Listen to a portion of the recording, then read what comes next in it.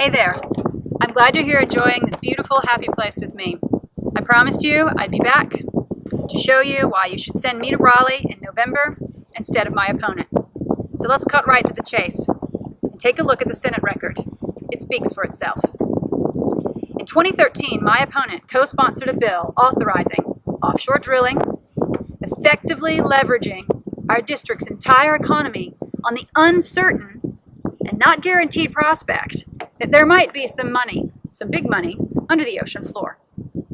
Now, the seismic blasting alone required to prepare for those rigs would do irreparable harm to the marine life that sustains our fishing industry. A single slip-up of the rigs themselves could trigger the destruction of our beaches and inland waterways, and we've spent a lifetime building our tourism and fishing industries here. There's no common sense in it. Well, here's another one. In 2017, my opponent co-sponsored legislation limiting local government. Just let that sink in for a minute. Limiting local government from creating and enforcing their own water quality protections. It even repealed an existing restriction on single-use plastic bags, which are a common-sense known threat to our life-sustaining marine life. He claims to be an advocate of small government, but you know what?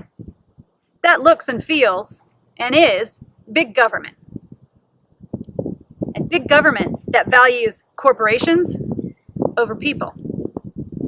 Now, speaking of values, as a mom of 3, one thing that I teach my kids is that you make a mess, you clean it up. Apparently, my opponent sees things differently because he voted in favor of passing along the cost of the Cape Fear River Gen X study and cleanup to us, the taxpayer. That's some pretty sorry stewardship of our state, if you ask me, and it's a big waste of our taxpayer money. We should be funding our schools and raising teacher pay. But I've saved the best for last. Let's meet one more time so I can tell you about the time my opponent tried to sell out our own fisheries down east, up the river in Pamlico, thinking that he could pocket a few corporate bucks.